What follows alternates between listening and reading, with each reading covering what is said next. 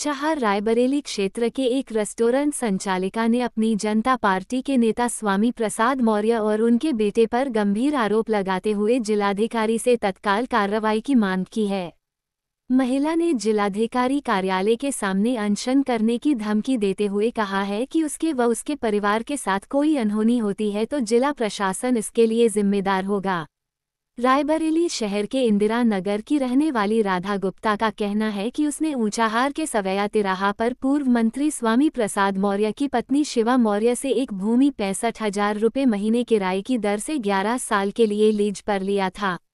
यह अनुबंध 7 अगस्त 2019 में किया गया, जिस पर पीड़िता ने करीब 1 करोड़ रुपए की लागत से निर्माण कराया और उसमें बटी रेस्टोरेंट नाम से व्यवसाय कर रही थी, जिसका वह लगातार किराया भी अदा कर रही थी। उसका अनुबंध सन 2030 तक था। इस बीच इसी साल अप्रैल महीने में उसके रेस्टोरेंट में ताला बंद कर दिया गया। ये काम स्वामी प्रसाद मौर्य के 2 करीबी लोगों ने किया।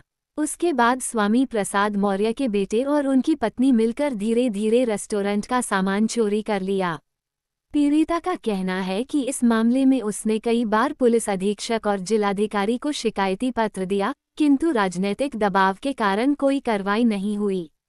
अब उसने जिलाधिकारी को पुनः पत्र सौंपा है और धमकी दी है कि यदि उसे न्याय नहीं मिला तो वह जिलाधिकारी कार्यालय के सामने अनशन करेगी। यदि उसके परिवार के साथ कोई अनहोनी होती है तो इसकी जिम्मेदारी जिला प्रशासन की होगी। रायबरेली ऊंचाहार से सागर तिवारी की खास रिपोर्ट। क्या नाम है आपका? शशांक गुप्ता। कहाँ रहते हैं आप? RDA colony Indira Nagar Raebareli. आपके रेस्टोरेंट है जी। किस नाम से? बटी रेस्टोरेंट के नाम से। कहाँ पर है? एक यहाँ रायबरेली में है, एक ऊंचाहार में। आपने पूर्व कैबिनेट मंत्री स्वामी प्रसाद मौर्य और उनके परिवार पर गंभीर आरोप लगाकर जिलाधिकारी को शिकायती पत्र सौंपा है जी। क्या है पूरा मामला? जी, हमारा 2019 में उनकी मंत्री स्वामी प्रसाद मौर्य जी की वाइफ के शिवा मौर्य के साथ 11 साल का रजिस्टर्ड एग्रीमेंट हुआ था, जिसका किराया 65,000 रुपये प्रति माह तय हुआ था। तो उस पर हमारा एग्रीमेंट चल रहा था। उसके बाद वो कई तरीके से प्रताड़ित करते रहते। समथिंग हमने उसको मतलब उसके साज सज्जा में, डेकोरेशन में, इंटीरियर में 1 करोड़ लगभग लगा के उसको संचालन चालू किया। फिर उसके बाद धीरे धीरे चीजें मतलब विपरीत जाने लगी। बीच में कोविड पड़ा, कोविड में भी जितना कोविड का किराया था सब हमने उनको दिया। बाद में मतलब धमकाने वाला और डराने वाला मामला रहता था। चुनाव, विधायकी चुनाव आया, उनके लड़के चुनाव की तैयारी के लिए समथिंग उनके जितने लोग रहते थे हमारे यहाँ खाना पीना खाते थे, तो उसका अभी 5.5-6 लाख रुपए बिल बाकी आज तक नहीं दे हुआ उनका। और पैसा मांगने पे ना किराए पे कटाया गया और धमकाते अलग से कि पैसा लेना है तो होटल खाली कर दो।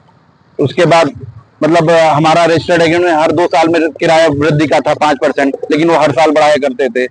फिर अचानक इधर 2025 मार्च में उन्होंने कहा कि ऐसा करिए, आप अपना होटल खाली कर दीजिए, हम आपको नहीं देना है, सामान यहीं छोड़ के आप लोग चले जाइए। हमने कहा भाई जब हमारा रजिस्टर्ड एग्रीमेंट क्यों खाली कर दें? तो उन्होंने जबरदस्ती 2 अप्रैल को अपने आदमियों के साथ, दिलीप मौर्य और कई उनके आदमियों के साथ आके हमारे कर्मचारियों को बाहर निकाल दिया, गाली गलौज किया और जबरदस्ती ताला मार दिया।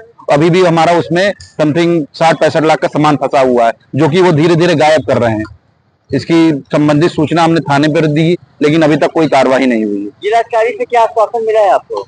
जिलाधिकारी ने कहा है कि जब तक अभी मतलब मामला सॉल्व नहीं होता है तब तक आपका यथास्थिति बनाए रखेगी, ना मतलब सामान कहीं जाएगा और हम जल्दी इसका निवारण करते हैं। पूर्व कैबिनेट मंत्री अक्सर दलित, शोषित, वंचित की बात करते हैं, लेकिन जिस तरह की घटनाक्रम आपके साथ घटा है, तो इस बार क्या संदेश है, क्या मांग है आपकी? अब बात तो करते हैं मतलब शोषण की, खुद ही शोषण कर रहे हैं, इसके लिए क्या किया जाए? संविधान बचाने की बात करते हैं, जबकि एग्रीमेंट हमारा रजिस्टर्ड एग्रीमेंट, उसके विरुद्ध जाके खुद एग्रीमेंट तोड़ रहे हैं।